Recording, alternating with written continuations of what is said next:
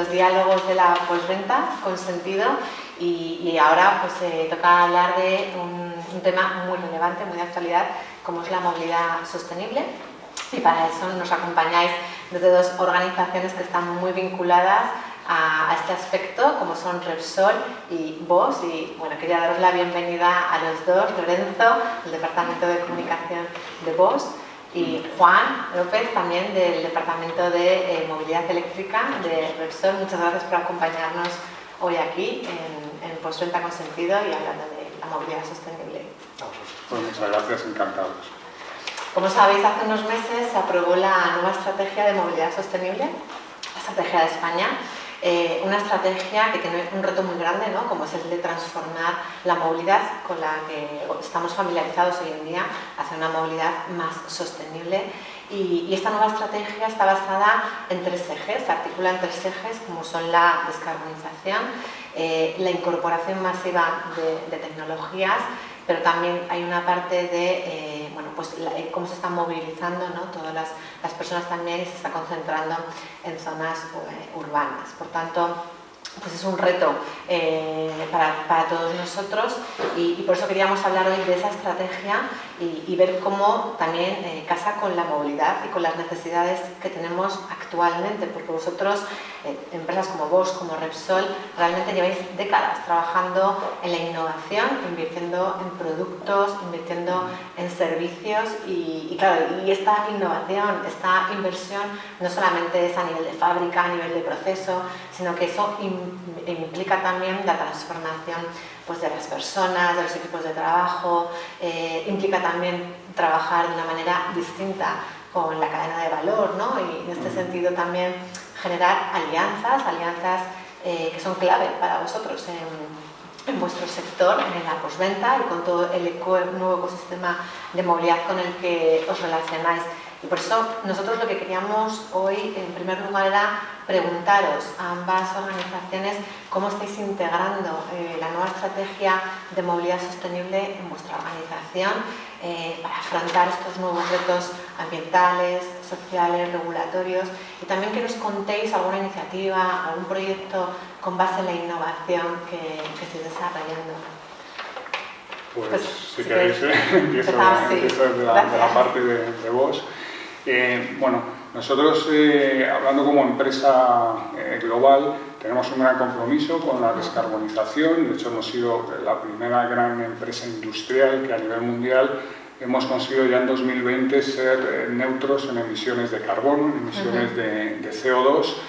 Y en todas las localizaciones, tenemos más de 400 a nivel mundial, incluyendo pues, más de 250 fábricas. Entonces ahí el compromiso es muy importante por parte de Bosch y por supuesto lo trasladamos también al ámbito de la movilidad. En el ámbito de la movilidad pues hemos sido de las primeras empresas que hemos apostado por la electrificación de los vehículos. Buscamos una movilidad electrificada, conectada y automatizada. Y yo creo que ese compromiso con la electrificación pues, se refleja en algunas de las cifras en las cuales Bosch ha invertido, ¿no? en el desarrollo de esta tecnología. En los últimos 10 años Bosch ha invertido más de 5.000 millones de euros en electrificación y también estamos invirtiendo en la pila de hidrógeno, otra de las formas de electrificación de los vehículos. Y de ahí el compromiso nuestro es que de 2021 a 2024 vamos a realizar inversiones por valor de unos 1.000 millones de euros en esta tecnología que la consideramos también clave, sobre todo y principalmente para el vehículo industrial pesado y las largas distancias. A nivel de ejemplo en cuanto a innovación, bueno, decir que la innovación es algo que está en el ADN de la compañía. De hecho, nuestro claim es Bosch, innovación para tu vida. Y bueno, a modo de ejemplo, invertimos aproximadamente un 10% de la cifra de ventas en I+D, ¿no? Y si hablamos de vehículo eléctrico y de un tema pues, tan actual como es el tema de los semiconductores, pues hemos desarrollado y somos la primera compañía que está fabricando semiconductores de potencia de carburo de silicio. Esto lo que significa es al final ventajas para el usuario del coche eléctrico porque es una tecnología que permite aumentar por un lado la autonomía del vehículo eléctrico y por otro recortar los tiempos de recarga. Muy interesante, Lorenzo, y muchos avances y sobre todo ahí se refleja muy bien esa inversión de la que hablábamos antes, ¿no? Que es que ya estáis en ello desde hace décadas y vais trabajando. Juan, en vuestro caso, desde vuestra organización, ¿cómo estáis integrando esta estrategia de movilidad? Bueno, en el caso de Repsol es una empresa multienergética, como todos sabemos, que históricamente se ha apoyado en el desarrollo de la innovación y la tecnología para intentar ofrecer al cliente diferentes alternativas energéticas allí donde el cliente lo necesite y en el momento en el que lo necesite.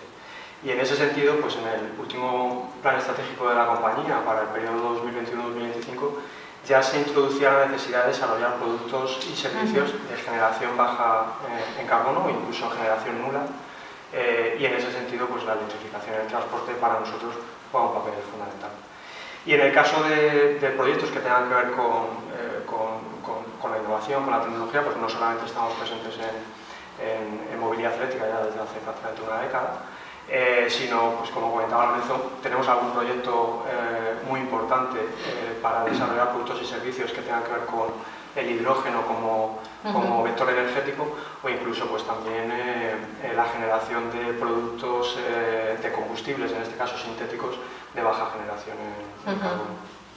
Pues muy innovadores también, como siempre, desde Repsol, y ambos habéis hablado de este vehículo, ¿no? De este nuevo vehículo del futuro, que es un vehículo pues, más electrificado, más autónomo, más conectado, con esas aplicaciones que comentabas, Juan.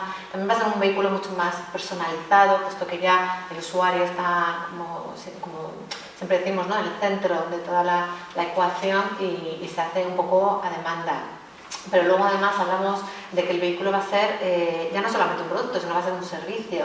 Y aquí, pues claro, todas estas tendencias van dando forma a esta nueva movilidad y los grupos de interés, obviamente. Y también vosotros hablabais de bueno, pues cómo estáis contribuyendo a esa descarbonización. Esta descarbonización, este 2050 en el que tendríamos que estar ya con una economía descarbonizada, ¿verdad? Entonces, me gustaría preguntaros desde este prisma de la descarbonización, ¿cómo estáis viviendo vosotros esa transición hacia esa economía del 2050, nueva economía descarbonizada? Y bueno, habéis hablado de pila de hidrógeno, o sea, ¿cómo estáis vosotros aportando a que esa transición se produzca de una manera paulatina, pero de manera constante? Bueno, yo creo que es importante la palabra que has dicho, ¿no? Paulatina. Es un poco como lo vemos también desde nuestra compañía. Porque bueno, es cierto que esto es una tendencia imparable hacia ese vehículo electrificado, ese vehículo cero emisiones, pero creemos que esta transición debe de realizarse pues, con cambios estructurales, pero que no haya una gran ruptura estructural, en el sentido de que lo que buscamos siempre, por lo menos en nuestra compañía, es que tenga que haber un equilibrio entre lo ecológico, que es muy importante, pero también entre lo económico y lo social. Es decir, lo primero, lo económico, ese vehículo eléctrico cero emisiones, o como lo queramos denominar, tiene que ser un vehículo asequible a todo el público. Es decir, aquí no podemos limitar ese vehículo para unas clases más altas, sino que hay que democratizarlo, hay que buscar pues uno de los temas que es reducir los costes que tiene ahora mismo, sobre todo el desembolso inicial del vehículo eléctrico. Yo creo que esto es muy importante, el tema de las economías de escala, que permitirá reducir ese precio del coche eléctrico. Y luego otro aspecto fundamental para nosotros es el aspecto social. Y es que esa transición hacia el vehículo eléctrico no puede ser a costa de un número importante de empleos que se pierdan, ¿no? Claro. Según los datos nuestros que tenemos, de nuestras propias fábricas, donde en el vehículo, una fábrica centrada en componentes de motor de combustión, trabajan 10 personas, 10 operarios, tan solo lo haría uno en el del vehículo eléctrico. Y hay que tener en cuenta que esto necesita tiempo para que, pues para todas esas personas que no van a dedicarse a este tipo de tareas, poderles dar otra formación, otro reskilling, que pueda realizar otras tareas que también puedan ser interesantes y que nos permita recolocar a cuanta más trabajadores, pues mejor. Efectivamente, en un sector con ese impacto en lo que es el empleo, ¿no? Dentro de España por supuesto, de manera internacional. En vuestro caso, Juan, ¿cómo estáis viviendo esta transición hacia la descarbonización? Bueno, en el caso de Repsol es una transición global. Quiero decir, Repsol, como comentaba antes Lorenzo, en el caso de Bosch, fuimos la primera empresa de nuestro sector en adherirnos a los acuerdos de París, con el objetivo precisamente de, en el horizonte de 2050, ser una empresa cero emisiones netas. Y entonces todo eso hace que tengamos que trabajar desde todos los ámbitos de la compañía, pues no solamente, por ejemplo, en el caso mío, en la dirección de movilidad eléctrica, pues desarrollando productos y servicios para el cliente, sino también pues en el caso de la dirección general de cliente o en el caso incluso de los complejos industriales, pues apoyando esa descarbonización de todos nuestros procesos con el objetivo de que no solamente nuestros activos estén lo más descarbonizados posibles, sino que a partir de ellos seamos capaces de generar esos productos y servicios de bajo impacto en carbono. Entonces, en general, el proceso es global, afecta en nuestro caso a todos los estamentos de la compañía de una manera u otra. Y aprovechando que ya Lorenzo iba a ser la siguiente pregunta enfocada a esa digitalización, es decir, hablábamos de que está por un lado la descarbonización, pero por otro lado tenemos también esa incorporación masiva de tecnología donde no podemos dejar a nadie atrás, ¿no? Eso es lo que el mensaje que acompaña siempre al Pacto Verde Europeo y Lorenzo, tú ya estabas comentando que para vosotros es algo fundamental, que lo estéis teniendo en cuenta en esta transición, esta digitalización. Desde vuestro punto de vista, Juan, ¿cómo estáis incorporando esta digitalización a la compañía? Y luego, Lorenzo, no sé si luego quieres añadir también algún otro comentario al respecto. Bueno, en el caso concreto de Repsol, a nosotros nos gusta decir, trabajamos para ello, o intentamos trabajar para ello, nos gusta decir que somos una compañía customer centric, en el sentido de que tratamos de que el cliente esté en el centro del ecosistema de nuestra generación de valor. Y eso nos permita generar productos y servicios energéticos allí donde, como decíamos antes, allí donde el cliente lo demande y en el momento en el que lo demande. Y todo eso, sin la digitalización, sin tener en cuenta aspectos de digitalización, sería muy complicado realizarlo. Un ejemplo de ello, por ejemplo, es el desarrollo que hemos realizado nosotros en los 3 últimos años con nuestra aplicación Wire, que no solamente puede servir como pasarela de pagos para el cliente, sino para que el cliente a su vez gestione su demanda energética, demandando en este caso a los operadores energéticos aquellos productos y servicios energéticos que demanden en ese momento y en ese lugar. Interesante. Pues en nuestro caso, bueno, está claro que la digitalización es una mega tendencia que es imparable y que, por supuesto, no somos ajena a ella. Bosch ha sido siempre una empresa de hardware y lo que estamos ahora es intentando convertirnos, sin olvidarnos de la parte del hardware, en una empresa de software también, ¿no? Y un ejemplo es que tenemos a 38.000 ingenieros de software ya trabajando dentro de Bosch. Esto es aproximadamente casi el 10% de los empleados de Bosch, pues uno de cada 10 es un ingeniero de software, lo cual da una imagen de hacia dónde vamos, ¿no? En Bosch apuesta mucho por lo que hemos denominado el IoT, que es la combinación de inteligencia artificial, no solo en nuestros productos, también en nuestros procesos productivos, con el IoT, con el Internet de las cosas, porque creemos que son dos aspectos que pueden mejorar, por un lado, la vida del usuario final y, por otro lado, también son muy importantes para nuestras propias fábricas a la hora de reducir costes, a la hora de reducir emisiones. Y bueno, de hecho tenemos ese compromiso de que en el año 2025 todos nuestros productos o bien tienen que incorporar inteligencia artificial o bien tienen que haber sido desarrollados o fabricados utilizando inteligencia artificial. De cara a esa conectividad, ¿no? Entiendo del vehículo y toda esa tendencia que estábamos hablando de la digitalización. Hemos hablado de descarbonización, hemos hablado de digitalización, de las personas.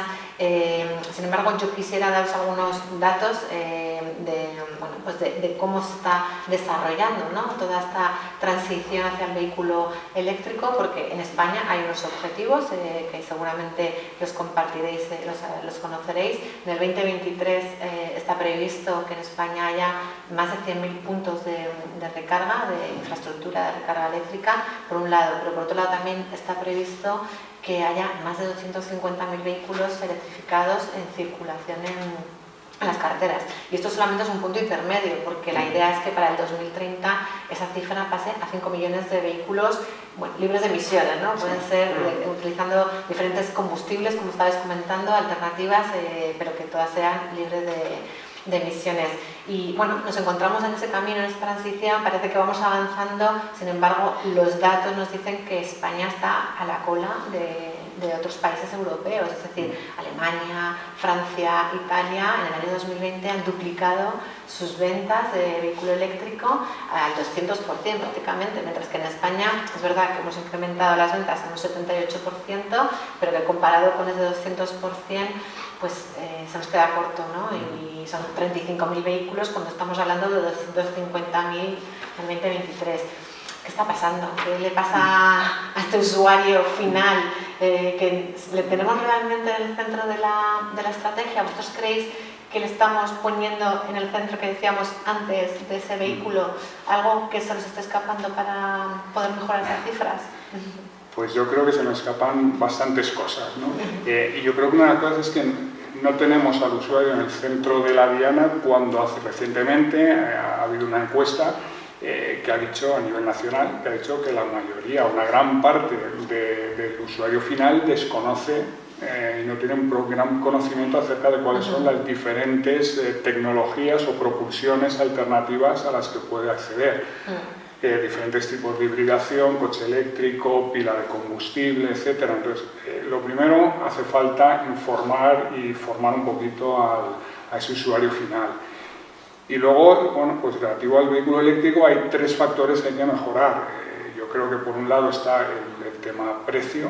Es verdad que a lo mejor durante el ciclo completo de vida el vehículo eléctrico pueda resultar más barato que un vehículo de combustión, pero también es cierto que el desembolso inicial, que es lo que realmente lo primero que llama la atención del usuario, es muy alto, ¿no? Entonces yo creo que hay que trabajar para esas economías de escala, pues tratar de reducir los precios. Otro tema es la autonomía. Es cierto que cada vez los vehículos eléctricos tienen mayor autonomía, pero tenemos que buscar un equilibrio entre autonomía y infraestructura de recarga ultra rápida, porque lo que no puede ser es que necesitamos un coche para movernos por ciudad y otro coche para los desplazamientos largos. Sí. Y luego, por supuesto, como decía, la infraestructura de recarga es uno de los puntos clave, ¿no? Sobre todo teniendo en cuenta que estamos en un país en el que el 70% de los coches duermen en la calle, entonces hay muy pocos usuarios que tengan un garaje donde puedan instalar un punto de recarga. La mayoría de la gente lo va a tener que recargar en la calle y ahí tenemos esa necesidad de ampliar enormemente la infraestructura de recarga que tenemos actualmente. Y en autopistas, en autovías, debemos de buscar unos puntos de recarga ultra rápida, porque, claro, o sea, está muy bien lo que nos dicen, bueno, pues en mitad del viaje tú paras, comes y tal, bueno, pues que a veces no tienes ese tiempo para hacer una hora y pico de parada, ¿no? Necesitamos puntos de recarga ultra rápida que asimilen un poco la recarga del vehículo eléctrico a lo que tardamos en rellenar el depósito de combustible de nuestro coche. Miramos a Juan, porque seguro que desde su organización... Casi totalmente de acuerdo con lo que ha comentado, por no decir totalmente de acuerdo con lo que ha comentado Lorenzo, porque es evidente que hay un problema de precio. No es lo mismo comparar una economía familiar francesa o inglesa o holandesa con una economía familiar española. Entonces hay un problema de precio fundamental, que lógicamente, como decía Lorenzo, a medida que se vayan consiguiendo economías de escala con el tiempo, pues lógicamente el precio de los vehículos y el precio de las tecnologías en general será mucho más asequible. Es verdad que hay un problema, comentabas tú antes, ese desglose entre la infraestructura de recarga que existe en general en Europa, de la que existe en España. Es verdad, como comentábamos previamente al encuentro, que también tiene que haber una colaboración público-privada mucho más estrecha de la que hay, porque hay compañías como Bosch, como Repsol, otros operadores energéticos que están haciendo esfuerzos muy importantes, con inversiones muy importantes para que todo, incluso los propios fabricantes, para tener modelos de vehículos en el mercado, pues para que todo, lógicamente, como comentaban los antes, paso a paso, pero sin pausa, pues se vaya desarrollando. Y al final, pues todo eso hace que en la mayor parte de las ocasiones pues haya factores exógenos al proceso que pueden influir negativamente en el proceso, más allá de guerras, de problemas logísticos, etcétera. Pero que realmente si queremos hacer bien las cosas, pues hay que tenerlas en cuenta para pues como decía antes, para que una familia media pues tenga acceso a, si es que esa tecnología es la que se adecua a sus necesidades, que esa es otra variable que hay que tener en cuenta, pues que realmente sea una opción más frente a nosotros. No sé si ya para finalizar este diálogo de movilidad sostenible queréis dar una conclusión un poco que resuma, ¿no?, lo que hemos estado hablando y que nos sirva también para dar ese mensaje de lo que se está haciendo desde el sector, si os parece. Pues yo diría que la movilidad tiene que ser una movilidad inteligente. Para mí una movilidad inteligente significa una movilidad limpia, las menores emisiones o cero emisiones, una movilidad segura, la cual no tengamos accidentes de tráfico, conectada, porque nos va a facilitar mucho la vida, y una movilidad impersonalizada, es decir, hay diferentes medios y modos de transporte que vamos a elegir o vamos a combinar según nuestras necesidades y es lo que nos va a dar la solución óptima para dirigirnos de un punto A un punto B.